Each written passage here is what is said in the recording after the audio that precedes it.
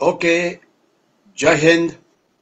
मैं ब्रिगेडियर हेमंत महाजन news Bharti Facebook live में आपका स्वागत करता हूं। आपको याद है कि हम हफ्ते में एक बार मिलते हैं और देश की सुरक्षा के जो अलग अलग पहलू है इसके ऊपर बातचीत करते हैं। आज आपका रिस्पॉन्स इस फेसबुक लाइव को काफी अच्छा रहा हुआ है और मुझे भरोसा है कि आज का भी जो विषय है इसे भी आप लाइक करेंगे। आज का जो मेरा विषय है ये आपको स्क्रीन में नजर आ रहा होगा। जैसे ये विषय तो आपको नजर आ रहा है और मैं आपको इतना ही बोलना चाहता हूं कि अभी हम आज बात करेंगे पाकिस्तान चीन को किस प्रकार से मदद कर रहा है, क्योंकि पाकिस्तान और चाइना जो है ये एक ऐसी एक्सिस है कि जो बिल्कुल ही एक दूसरे को मदद करती रहती है। तो इसलिए हमें ये पता होना चाहिए कि पाकिस्तान के साथ हम किस प्रकार से डील करें।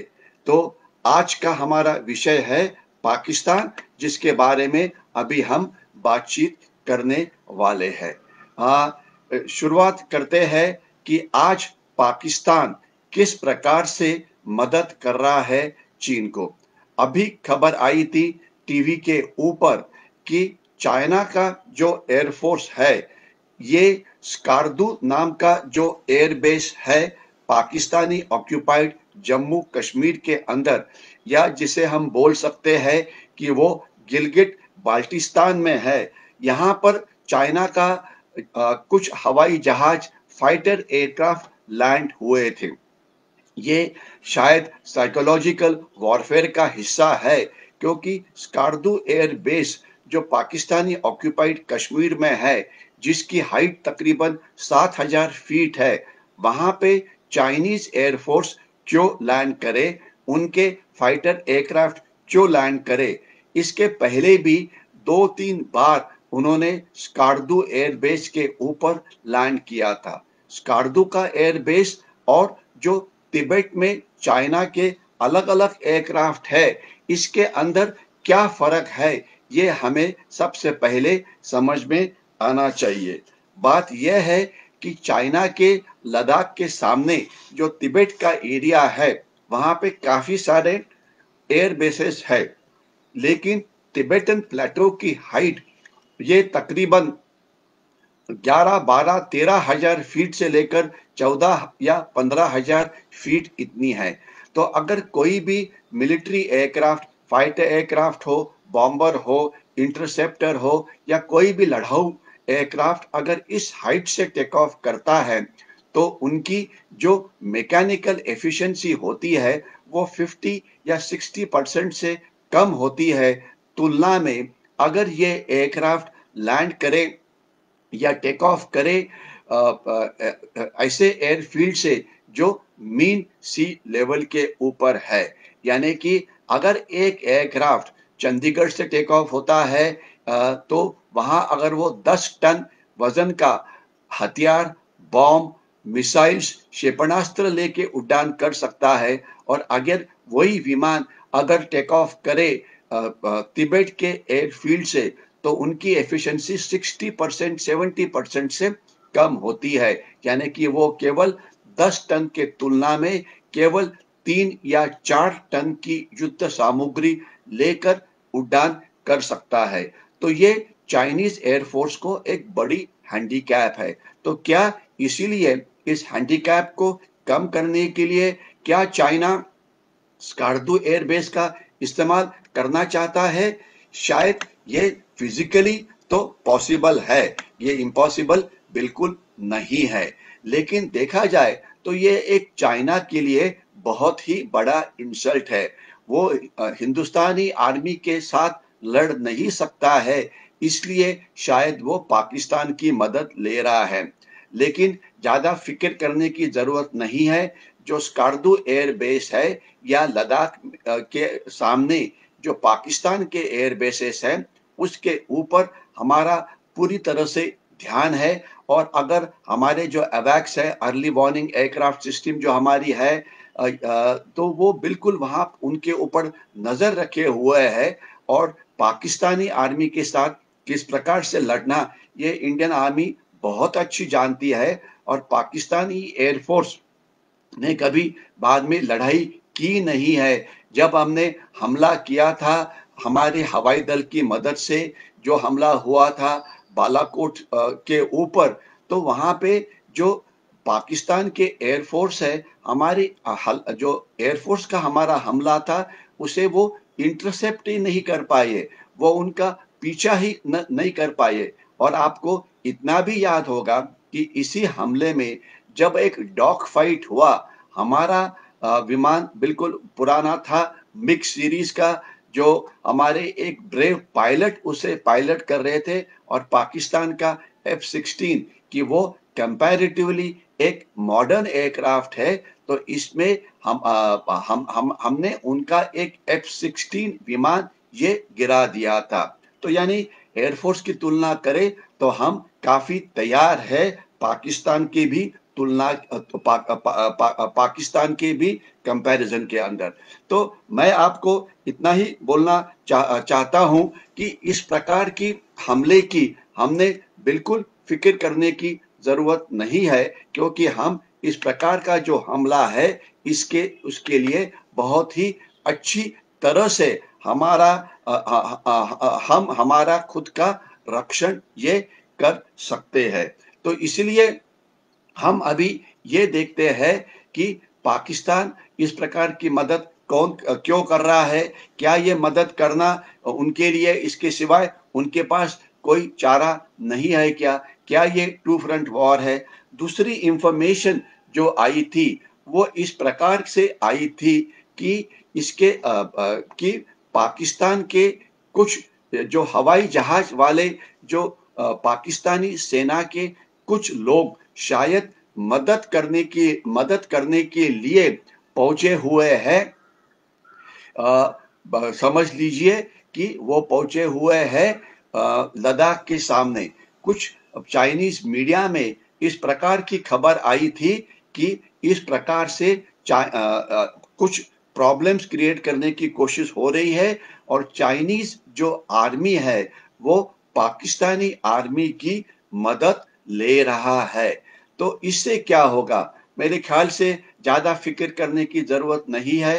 पाकिस्तान बहुत कोशिश कर रहा है कश्मीर वैली में दहशतवाद को बढ़ाने के लिए, ज्यादा इन्फिल्ट्रेशन करने के लिए, लेकिन उन्हें उसमें कामयाबी नहीं मिल रही है, क्योंकि इंडियन आर्मी ने जो लाइन ऑफ कंट्रोल है वो इतनी अच्छी तरह से उसके ऊपर रक्षात्मक सिस्टम शुरू की है ताकि पाकिस्तान का जो इन्फिल्ट्रेशन है, ऑलमोस्ट 95% जो इन्फिल्ट्रेटर्स है, जो दहशतवादी है, वो सीमा के ऊपर ही मारे जा रहे हैं।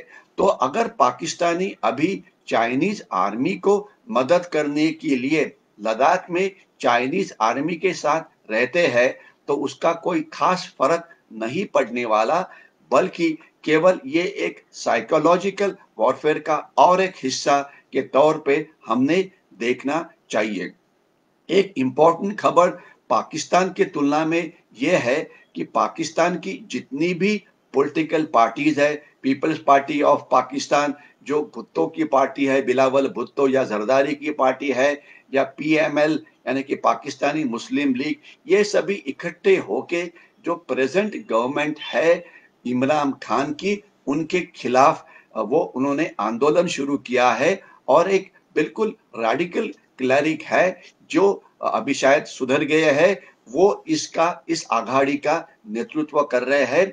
और पाकिस्तान के जो पूर्व प्रधानमंत्री थे नवाज शरीफ, इन्होंने पहले ही बोला है कि पाकिस्तानी आर्मी से उनको कोई भी लगाव नहीं है। वो ये बोलते हैं कि पाकिस्तानी आर्मी जो है ये काफी करप्ट है, देश का काफी नुकसान कर रही है। तो इसलिए वो बोलते हैं कि पाकिस्तानी आर्मी के करप्शन के खिलाफ, पाकिस्तानी आर्मी के जो उल्टे काम है, इसके खिलाफ कार्रवाई करनी ही चाहिए। यानी कि पाकिस्तानी आर्मी के खिलाफ पाकिस्तानी पॉलिटिकल पार्टीज जा रही है। एक इम्पोर्टेंट इवेंट जो हमारे देश में हुआ वो है ये जो अभी आप सामने देख रहे हैं, एक रोहतांग टनल का उद्घाटन हमारे प्राइम मिनिस्टर साहब के थ्रू हुआ कल। ये देश के लिए एक बहुत ही इम्पोर्टेंट घटना है। इसकी फोटोग्राफ अभी आप स्क्रीन के ऊपर देख रहे होंगे। देखने वाली बात यह है कि लद्दाख में अगर हमने कामयाबी के साथ लड़ना है तो हमें वहां पे रोड्स की जरूरत होती है। आज के हालात में दो रोड्स है जो इस इलाके में जाती है।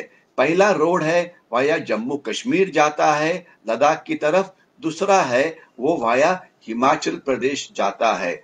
जो वाया जम्मू कश्मीर जाता है उसका ये रोड जम्मू से शुरू होता है, उसके बाद वाया श्रीनगर जाता है बनिहाल पास के बीच में से, उसके बाद वहां से वो जोजिला पास के ऊपर से वो द्रास में जाता है, द्रास से वो कारगिल में पहुंचता है और कारगिल के बाद वो जाता है लेह की तरफ और आगे लद्दाख की इतर सीमा के ऊपर। ये रोड आमतौर पे ज्यादा बर्फ गिरने से 4 या 5 महीना साल में बंद रहता है। इस समय वो ज्यादा देर खुला रहेगा क्योंकि हमने काफी सारी स्नो क्लियरिंग इक्विपमेंट वहां पे डिप्लॉय की हुई है, इसलिए वो ज्यादा अच्छी तरह से मेंटेन किया जाएगा। लेकिन दूसरी जो इम्पोर्टेंट एक्सिस है वो वाया हिमाचल प्रदेश है, जिसमें रोहतांग टनल से बोलिए या खरदुंगला से बोलिए। तो पहले ये जो रोड वाया खरदुंगला जाती थी, मनाली ले मनाली रोड जिसे बोला जाता था, ये भी रोड केवल 5-6 महीने खुला रहता था और बाकी के समय वो अलग अलग कारणों से, खास तो बर्फ वगैरह से वो बंद होता था। अभी इम्पोर्टेंट घटना ये हुई है कि ये रोड अभी ज्यादा देर खुला रहेगा, क्योंकि इसका मेन कारण यह है कि इस रोड का टनल बनने से इसकी जो बंद होनी थी, जो वो बर्फ के कारण बंद होता था, ये बिल्कुल कम हो गया है। तो इसलिए ये रोड अभी शायद 9 या 10 महीने खुला रहेगा, जिससे हमारी फौज की जो मेंटेनेंस है, ये मेंटेनेंस करने में हमें काफी कामयाबी मिलेगी। याद रखिए, आज लेह में जो पहले फौज होती थी उससे 3 या 4 गुना ज्यादा फौज हमने लाकर रखी हुई है, क्योंकि हम चाइना का अगर कोई भी ऑफेंसिव इस इलाके में होता है तो इस ऑफेंसिव को हम तो रोकेंगे और उसके बाद प्रति हमला करेंगे।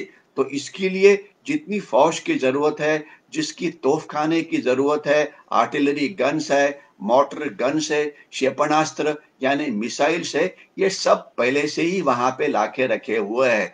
तो उनके लिए एम्यूनिशन लगता है। अगर फौज को आपने एक जगह से दूसरे जगह पे मूव करना है तो उसके लिए भी जरूरत होती है रोड्स की, क्योंकि याद रहे कि फौज का जो सामान है ये हम वाया एयर भी भेज सकते हैं। लेकिन अगर मैं आपको कॉस्ट की कंपैरिजन करूं तो अगर 1 टन युद्ध सामग्री अगर हम रोड से ले जाते हैं तो उसकी कीमत अप्रोक्सीमेटली 1 लाख रुपीस पर टन इतनी होती है।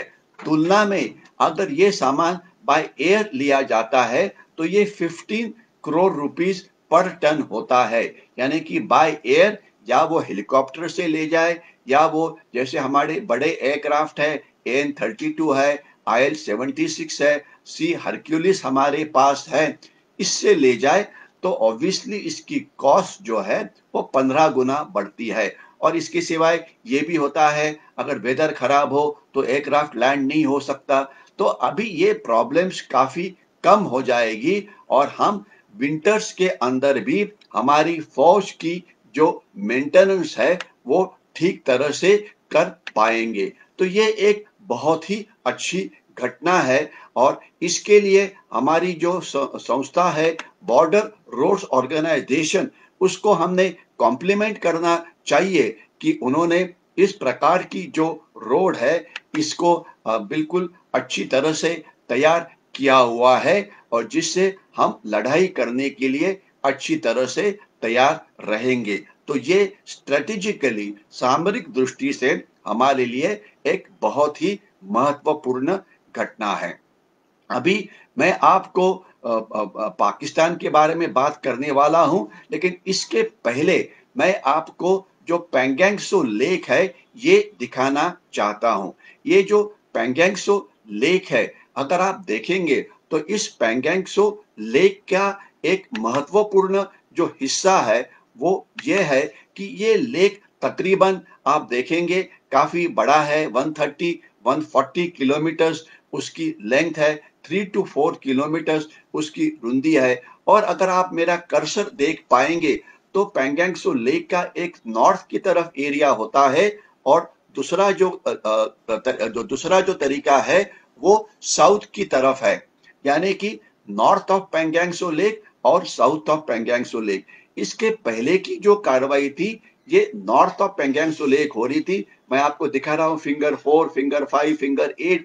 अगर आप देखेंगे कि ये फिंगर क्या चीज होती है तो आप देखेंगे पहाड़ी का जो ऊपर वाला इलाका होता है इसे हम बोलते हैं रिज लाइन। ये रिज लाइन, अब ये मेरा अगर आप कर्सर देख रहे होंगे तो आपको नजर आएगी।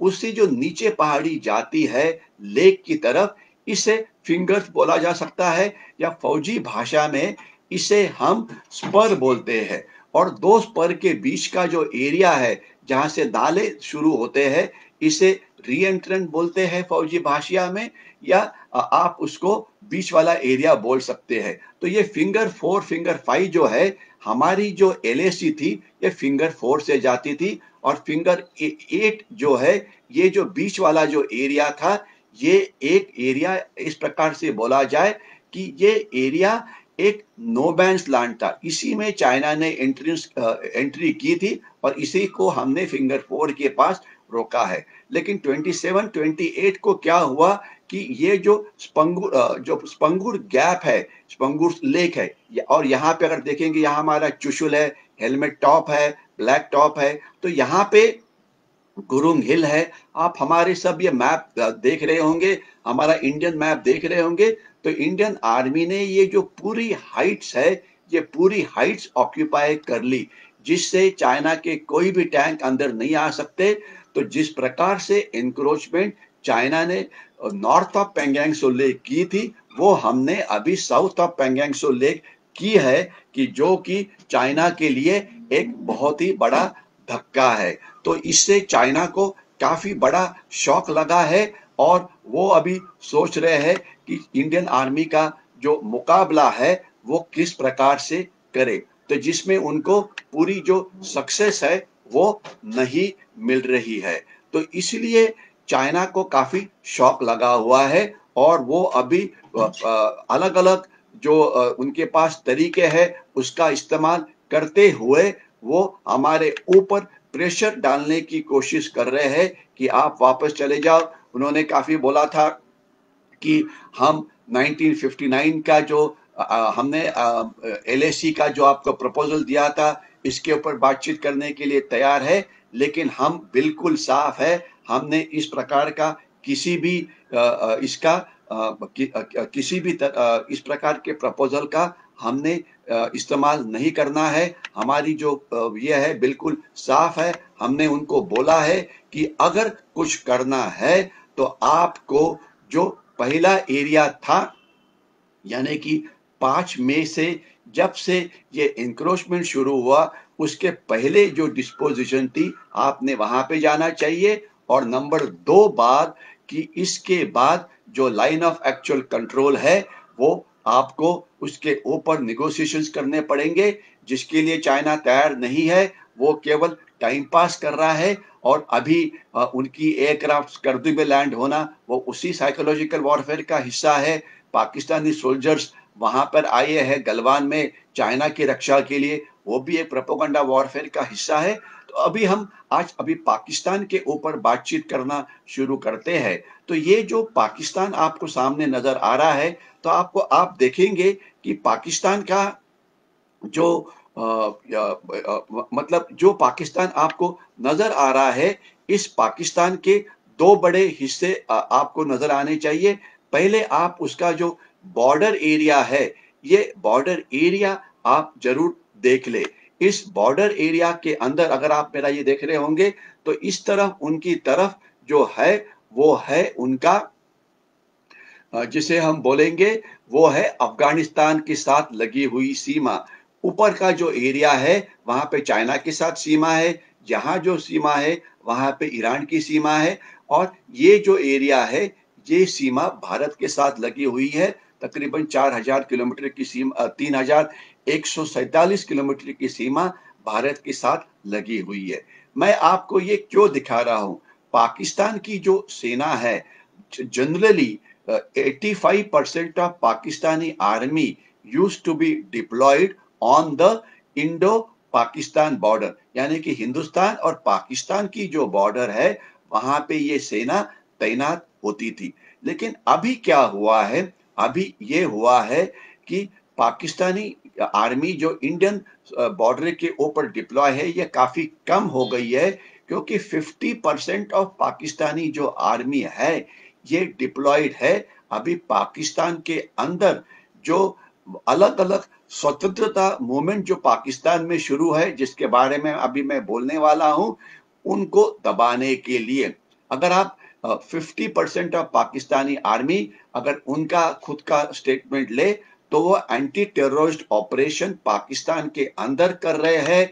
या तो वो बलूचिस्तान के अंदर हो, या तो वो हो सिंध के अंदर, या तो वो हो नॉर्थ वेस्ट फ्रंटियर। आप देखिए, ये है बलूचिस्तान का एरिया। यहाँ इसको तो आप देख ही रहे हैं। या इसके सिवाय जो आगे है, जो वो सिंध का एरिया भी आप उसको देख ही रहे हैं। इसके सिवाय जो उसके आगे का जो एरिया है, वो है पाकिस्तानी पंजाब का, इसे आप देख रहे हैं। जो सीमा के साथ लगा है, अफगानिस्तान की सीमा के बाद, इसे नॉर्थ वेस्ट फ्रंटियर प्रोविंस भी आप बोल सकते हैं। और आपको पता होना चाहिए, नॉर्थ वेस्ट फ्रंटियर प्रोविंस और हमारे देश का बहुत ही पुराना रिश्ता है। नॉर्थ वेस्ट फ्रंटियर प्रोविंस में 1947 के अंदर जो उनके सबके टॉलेस्ट लीडर थे, वो थे खान अब्दुल गफार खान, या उन्हें सरहद गांधी भी बोल सकते हैं।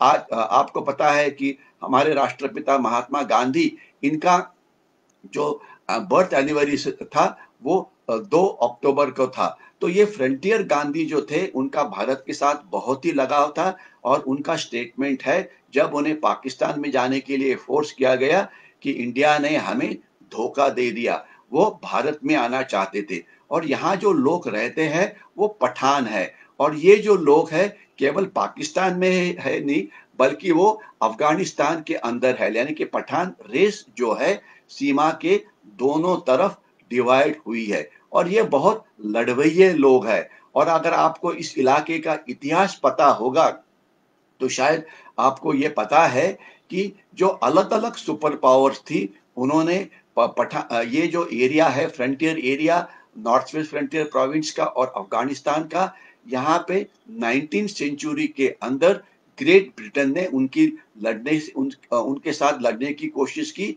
ताकि ये बोला जाता था कि ब्रिटिश एम्पायर के ऊपर सनसेट कभी नहीं होता था। There was no sunset on the British empire.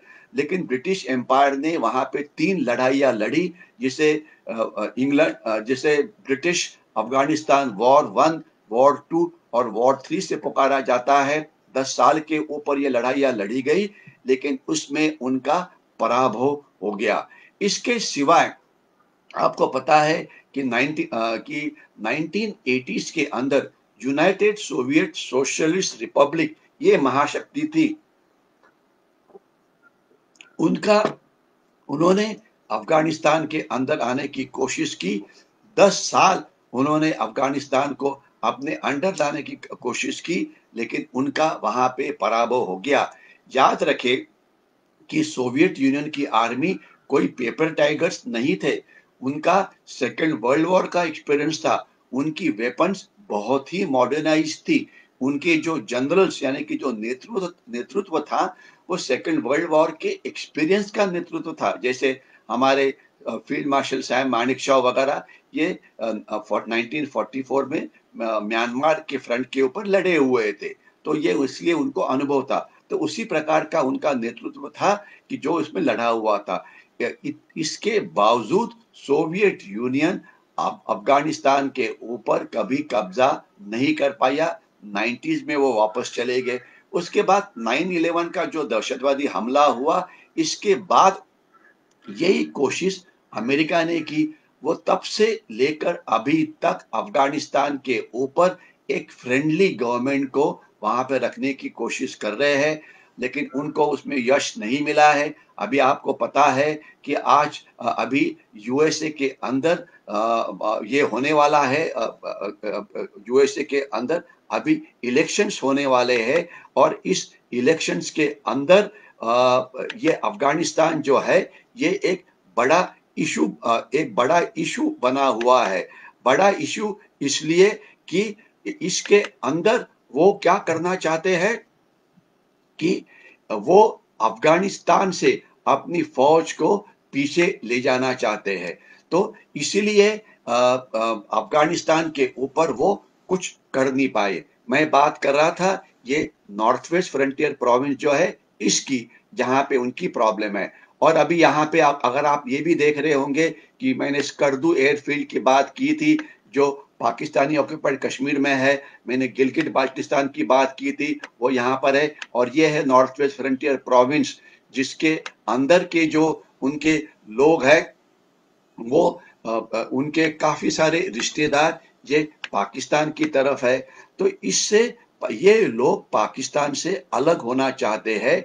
और पख्तूनिस्तान का जो भाग है, जिसे खैबर पख्तूनख्वा भी बोला जाता है, वहां पे लोग बोलते हैं कि उनकी ह्यूमन राइट्स की वायलेशन हो रही है, जिसे हमारी देश ने यूनाइटेड नेशंस के ऊपर उठाना चाहिए। क्योंकि इतना ही नहीं तो जो बलूचिस्तान जो है वहां पर भी उनकी ह्यूमन राइट्स की वायलेशन हो रही है। आपको पता है कि ये है आपका ग्वाडार पोर्ट, और इस ग्वाडार पोर्ट से एक जो रोड निकलती है इसे चाइना पाकिस्तान इकोनॉमिक कॉरिडोर बोला जाता है, जिसे मैं तकरीबन आपको दिखा रहा हूं।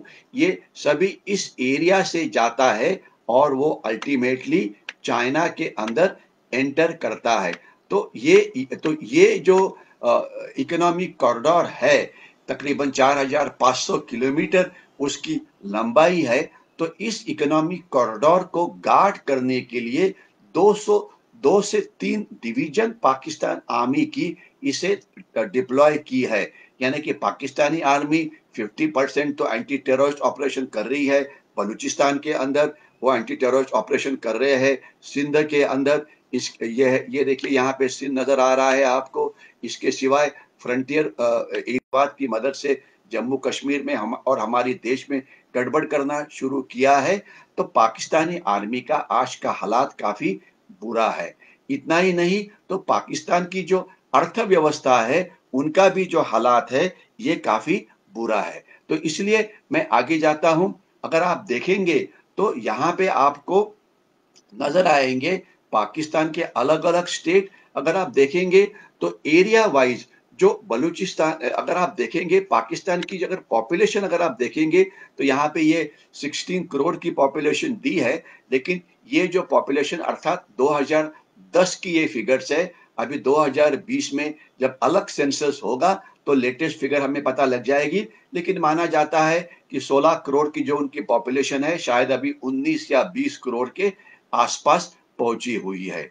तो अगर आप देखेंगे पाकिस्तान के जो बड़े बड़े हिस्से हैं ये है बलूचिस्तान, ये उनका सबसे बड़ा हिस्सा है। और उनकी पॉपुलेशन आपको यहाँ पे नजर आ रही है कि कंपैरेटिवली इनकी पॉपुलेशन जो है ये काफी कम है। 78 लाख के पास दिखाई है, अभी शायद 1 करोड़ 1.5 करोड़ के आसपास गई होगी। दूसरा, क्योंकि ये माउंटेनस एरिया है। इसके बाद ये जो फेडरली असेंबल ट्राइबल एरिया है या जो नॉर्थ वेस्ट फ्रंटियर प्रोविंस है, इनका एरिया यहाँ पे दिखाया हुआ है। एरिया काफी है, लेकिन पॉपुलेशन ये 25 लाख के आसपास है। और इसके बाद पाकिस्तानी ऑक्यूपाइड कश्मीर या पाकिस्तानी ऑक्यूपाइड जम्मू कश्मीर जो है, अंदाजा ये माना जाता है कि इसकी पॉपुलेशन अभी तकरीबन 40 से 45 लाख के आसपास हो सकती है। गिलगिट बाल्टिस्तान इसके ऊपर है। जो पंजाब प्रोविंस है पाकिस्तान का, ये सबसे थिकेस्ट प्रोविंस है, और इसकी अगर आप पॉपुलेशन देखेंगे तो ये पॉपुलेशन के लिहाज से ये काफी डेंस है, यानी कि आप देखेंगे 9 करोड़ के आसपास इनकी पॉपुलेशन यहाँ पर है। सिंध की जो पॉपुलेशन है ये तकरीबन 3 करोड़ के आसपास है। तो अगर आप देखेंगे तो एक बार मैं इसको फिर रिवाइज करता हूं। पंजाब की पॉपुलेशन ये सबसे ज्यादा है, लेकिन मैं फिर याद दिलवाऊंगा कि ये फिगर्स 2010 की है। इसमें आपको 20% 25% ये याद करना पड़ेगा। उसके बाद नेक्स्ट प्रोविंस जो आता है वो बलूचिस्तान का है, उसके बाद नेक्स्ट आता है वो सिंध का है, इसके बाद पंजाब का आता है। लेकिन एरिया वाइज अगर आप देखेंगे तो पाकिस्तान में काफी अनरेस्ट है। बलूचिस्तान पाकिस्तान से अलग होना चाहता है, नॉर्थ वेस्ट फ्रंटियर प्रोविंस या फेडरली एडमिनिस्ट्रेटेड ट्राइबल एरिया उनसे अलग होके जाना चाहती है अफगानिस्तान के अंदर। पाकिस्तानी ऑक्यूपाइड कश्मीर में भी बहुत ही अनरेस्ट है पाकिस्तानी आर्मी के खिलाफ। केवल पंजाब का भाग है कि जो पाकिस्तान का मेन हार्ट है। तो इसलिए पाकिस्तान इसमें किस प्रकार से आगे बढ़ेगा ये देखने वाली बात है। लेकिन ये समझ लीजिए कि जो पाकिस्तान के जो आर्म फोर्सेस है ये अभी बहुत ही ज्यादा पॉलिटिसाइज्ड हो गए हैं। इसलिए अगर आप देखेंगे कि ये जो पाकिस्तान का एरिया आपको नजर आ रहा है ये इंडस रिवर वगैरह है, तो ये माना जाता है कि अगर हिंदुस्तान हमला करता है तो पाकिस्तान को इस प्रकार से दो हिस्सों में बांट सकता है। इसलिए ट्रेडिशनली पाकिस्तान ये चाहता है कि अफगानिस्तान भी उनके कंट्रोल के नीचे हो, ताकि यहाँ पर अगर स्ट्रेटेजिक डेप्थ की जरूरत पड़ती है तो वो यहाँ पे स्ट्रेटेजिक डेप्थ अपना सकता है। आज मैं बात कर रहा हूँ महाराष्ट्र से, इसलिए मैं आपको दो इंपॉर्टेंट चीजें दिखाना चाहता हूँ। एक है ये खैबर पास जिसको मैंने यहाँ पे राउंड किया है, और खैबर पास के नीचे वाला जो एरिया है कुछ इस इलाके में, यहाँ पे उनका अटक नाम का गांव है। आपको याद होना चाहिए कि 17वीं सेंचुरी के अंदर छत्रपति शिवाजी महाराज के बाद हमने एक अलग पेशवा साम्राज्य शुरू हुआ था जिन्होंने काफी अच्छी लड़ाई की थी, दिल्ली के ऊपर कब्जा किया था, और उसके बाद वो पाकिस्तान या अफगानिस्तान की तरफ गए थे। वो खैबर पास तक पहुंच गए थे। खैबर पास के नीचे वाला जो एरिया है वहां पे अटक नाम की जगह है। अटक जो है ये एक किला है, और आपको पता है कि हमारे देश के ऊपर 13 सेंचुरी के बाद जितने भी हमले हुए वो अलग अलग इन्वेडर्स थे। मोहम्मद गजनी थे, घोरी थे, उसके बाद बाबर, उसके बाद बहुत सारे लोग आए। इस इतिहास में मैं जाना नहीं चाहता हूं, लेकिन मराठा किंगडम के जो लोग थे राघोबा दादा पेशवे, वो अटके पार पहुंच गए थे। क्योंकि क्या, वहां पर अगर ये फोर्ट आपके नीचे होगा तो जो भी कोई खैबर पास से आना चाहेगा उसे वो वहां पे रोक सकते थे। तो हम वहां तक पहुंचे थे, लेकिन उसके बाद की जो सुपर पावर्स है वो वहां पे कभी नहीं पहुंची थी। और आपको इतना भी पता होना चाहिए कि जब दहशतवाद कश्मीर में शुरू कर दिया तब उसमें पख्तूनिस्तान के या पठान लोग काफी ज्यादा थे। लेकिन अभी ये जो पठान है ये बोलते हैं कि हम पाकिस्तान के लिए क्यों लड़े, वो उनके साथ लड़ने के लिए तैयार नहीं है। पाकिस्तान के बारे में जितनी हम बात करें उतनी कम ही है। आज पाकिस्तान में उनकी जो इकोनॉमी है बहुत ही खराब स्टेट में है। आप देखेंगे कि पाकिस्तान में जो उनकी जो पॉवर्टी है बहुत ही ज्यादा है। बलूचिस्तान जो है इसमें प्रॉब्लम चल रही है। आप देखेंगे जो पाकिस्तानी आर्मी है जो एंटी टेररिस्ट ऑपरेशन करती है तो उसके अंदर बहुत ही गड़बड़ है। यानी कि इंडियन आर्मी जो anti terrorist operation Kashmir valley में करती है वो केवल उनके जो पर्सनल वेपन्स है यानी कि राइफल उसके साथ करती है। लेकिन पाकिस्तानी आर्मी उनके खुद के लोगों के खिलाफ आर्टिलरी गन्स यानी तोपखाने का इस्तेमाल करते हैं, हेलीकॉप्टर गनशिप्स का इस्तेमाल करते हैं, उन्होंने एयरक्राफ्ट के भी इस्तेमाल किया है, उन्होंने ड्रोन्स का भी इस्तेमाल किया है। यानी कि उनका जो कोलैटरल डैमेज होता है ये बहुत ज़्यादा है। और पाकिस्तानी आर्मी अभी जो पाकिस्तान में जो दहशतवादी है इनके खिलाफ बहुत ऑपरेशंस करने की कोशिश कर रहे हैं। लेकिन चीज समझ में आपको ये आनी चाहिए कि पाकिस्तान की जो पाकिस्तान में जो टेररिस्ट ग्रुप्स है वो तीन प्रकार में उनको बांटे जा सकते हैं। एक टेररिस्ट ग्रुप्स जो इंटरनेशनल क्लास है, जैसे कि अल कायदा है, या जैसे कि समझ लीजिए तालिबान है, कि जो अफगानिस्तान में काम करते हैं और दूसरे और देशों में यानी कि आईसिस है वहां पे जाते हैं। तो वो है इंटरनेशनल ग्रुप्स। आज कोई भी किसी भी देश में दहशतवादी हमला हो तो उसके रूट्स आपको पाकिस्तान में ही मिलते हैं। अभी कुछ दिन पहले ही एक हमला फ्रांस में हुआ था और उसके रूट पाकिस्तान, जो आदमी था वो पाकिस्तान का था।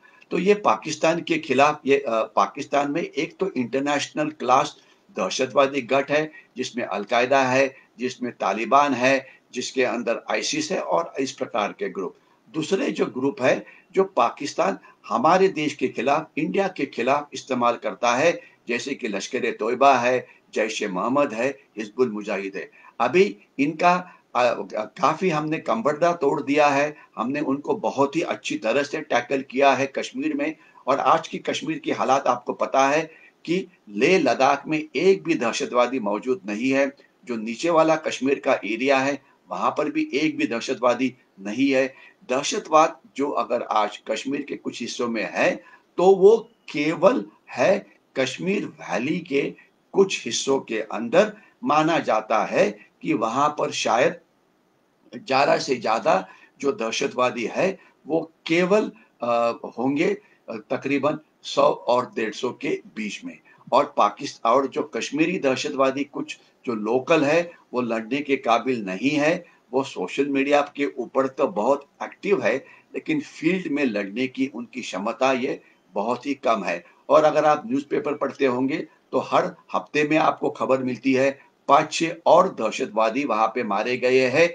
इसलिए पाकिस्तान अभी काफी दहशतवादी पाकिस्तान से भेजना चाहता है। लेकिन पाकिस्तान के जो सबसे टफेस्ट दहशतवादी थे पठान या पख्तूनिस्तान के, वो आने के लिए अभी तैयार नहीं है। पाकिस्तान की एक सबसे बड़ी प्रॉब्लम है वहां पे जो ड्रग माफियाज है ये काफी पावरफुल है। और जो इथनिक डाइवर्सिटी पाकिस्तान में बहुत ज्यादा है। यानी कि अगर आप बात करें, समझ लीजिए कि बलूचिस्तान के जो वहाँ के जो लोग हैं उनका पंजाब के जो लोग हैं पाकिस्तान के उनके साथ कोई खास संबंध नहीं है। सिंध वाले जो है इनकी भाषा सिंधी है और पंजाब के साथ उनका कोई संबंध नहीं है। सिमिलरली ये फाटा वाले जो है या एनडब्ल्यूएफपी वाले हैं उनका ज्यादा संबंध अक्रॉस द बॉर्डर अफगानिस्तान के साथ है। इतना ही नहीं तो ये जो यहाँ देखेंगे आप, यहाँ पे ये जो है वो ईरान की बॉर्डर है। तो ईरान की बॉर्डर के साथ यहाँ पर भी कुछ लोग जो खास तो जो शियाज है, तकरीबन 20% ऑफ पॉपुलेशन पाकिस्तान की शियाज है, वो उनको ज्यादा लगाव ईरान के साथ है क्योंकि ईरान एक शिया नेशन है। तो वैसे देखा जाए तो पाकिस्तान एक बहुत ही डिवाइडेड नेशन है। यही चीज मैं आपको सामना चाहता हूं। तो इसलिए जो उनकी इकोनॉमी जो है इसका हालात बुरा है। और पाकिस्तान की अगर आप स्टेट देखेंगे वहां पे कितने दहशतवादी हमले होते हैं तो इसकी फिगर्स मैं आपको आगे की इसमें दिखाना चाहता हूं। लेकिन उसके पहले मैं थोड़ा सा तालिबान के ऊपर बात करना चाहता हूं क्योंकि तालिबानाइजेशन ऑफ पाकिस्तान नाम का शब्द का एक इस्तेमाल होता है। ये एग्जैक्टली क्या चीज है? एग्जैक्टली ये चीज है कि आपको याद है कि 79 के अंदर जब सोवियत यूनियन अफगानिस्तान आई तब पाकिस्तान का इस्तेमाल अमेरिका के द्वारा किया गया वहां से दहशतवादियों को मदद करते हुए सोवियत यूनियन को वापस भेजने के लिए। और इसमें जो आईएसआई और पाकिस्तान की जो आर्मी है, इनकी इन्वॉल्वमेंट 100% थी। तब से पाकिस्तानी आर्मी और पाकिस्तान की गुप्तहेर संस्था आईएसआई, इनका तालिबान के साथ बहुत ही ज़्यादा लगाव है।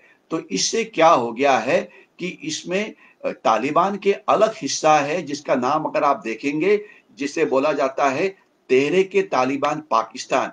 ये जो है ये पाकिस्तान के खिलाफ है और जो तालिबान का जो हक्कानी गठ है ये पाकिस्तान के साथ है।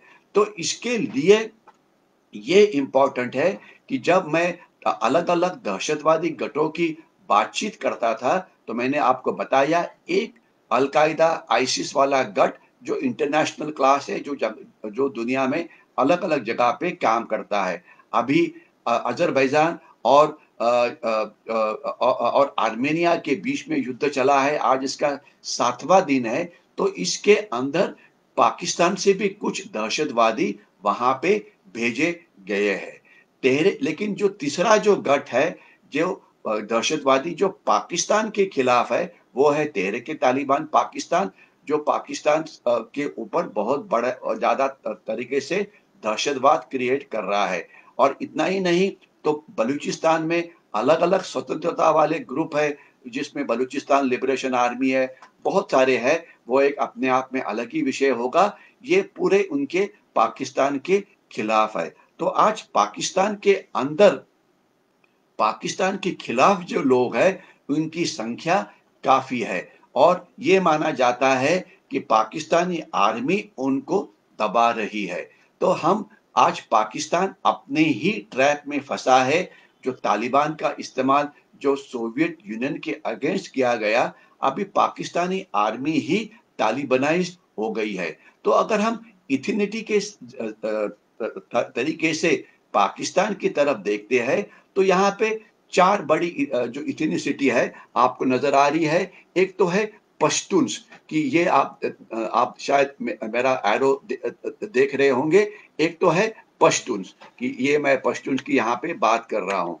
ये देखिए ये इस इलाके में है। दूसरे पंजाबी, जो ऑब्वियसली पंजाबी पाकिस्तान जो है यहाँ पर स्थित है। तीसरे है सिंध, ये अर्थात सिंध का जो एरिया है यहाँ पे तैनात है। और चौथे जो है बलूचिस्तान की जो ज्योग्राफिकली सबसे बड़ा एरिया है, यहाँ पर है। तो ये अलग-अलग इथनिक ग्रुप है, इनका जो धर्म है ये एक हो सकता है, लेकिन इनकी एक दूसरे के साथ कोई भी लगाव नहीं है, बल्कि बलूचिस्तान के लोग हमारे साथ अच्छा लगाव है, सिंध वाले भी जो है हमारे से मदद चाहते हैं और अभी बलूचिस्तान और सिंध के बीच में भी एक सम काइंड ऑफ कोऑर्डिनेशन शुरू हुआ है। पख्तूनिस्तान भी वहाँ पे बहुत ही नाखुश है। तो अगर आप इथेनिसिटी के तुलना में अगर आप रिलीजियस के मुताबिक अगर हम देखना शुरू करें, तो आप ये देखेंगे कि पाकिस्तान की 97% पॉपुलेशन ये मुस्लिम है। लेकिन अगर आप उसको अलग-अलग सेक्ट में बाँटे, तो आपको नज़र आ जाएगा कि जो सुन्नी पॉपुलेशन है, ये तकरीबन 77% है। यानी कि ऑलमोस्ट 80% पॉपुलेशन आज पाकिस्तान की सुन्नी है। लेकिन शिया जो है, ये भी काफ़ी एक मेजॉरिटी पॉपुलेशन है। 20% अगर आप यहाँ पे देख रहे होंगे, तो उनकी जो पॉपुलेशन है, वो 20% जो है, वो शियाज़ है। और शियाज़ जो आज पाकिस्तान में शिया और सुन्नी के बीच में काफ़ी सारी लड़ाई शुरू है। अगर आपने कल परसों के न्यूज़पेपर्स पढ़े होंगे, तो कराची के अंदर शिया लोगों के खिलाफ काफ़ी बड़े निदर्शन हो रहे हैं। मैं उनकी इंटरनल पॉलिटिक्स में नहीं जाना चाहता हूँ, इतना ही बोलना चाहता हूँ कि सुन्नीस ये शिया के खिलाफ है और इन शियाज के कुछ गठ है जिन्हें ईरान मदद करता है, इस प्रकार की पाकिस्तान की धारणा है। जब तक सवाल है बाकी लोगों का, ये फिगर्स देखेंगे तो 2% से भी कम आज वहाँ पे हिंदूज या इतर माइनॉरिटीज है। इतर माइनॉरिटीज का मतलब होता है हिंदू है, सिख है, ईसाई है वगैरह वगैरह। और अभी जो हमने सीएए नाम का जो कायदा शुरू किया था, उसका मेन कारण यही था कि इस प्रकार से के जो परसिक्यूटेड माइनॉरिटीज जो पाकिस्तान में है उनके खिलाफ वहां पे कार्रवाई हो रही है, तो इनको हमारे देश में अगर वो आना चाहते हैं तो उनको आने के लिए इजाजत दे। और आपको पता है कि ज्यादा लोग नहीं है, आपको याद इतना ही पता होना चाहिए कि 1947 में या 1950 के अंदर पाकिस्तान में जो इतर माइनॉरिटीज थी, खास तो हिंदू, सिख, क्रिश्चियंस वगैरह, ये तकरीबन 9% के आसपास थी। आज वो 2% से कम हो गई है। इसलिए सीएए जो एक्ट है वो हमने हमारे पार्लियामेंट ने पास किया हुआ है।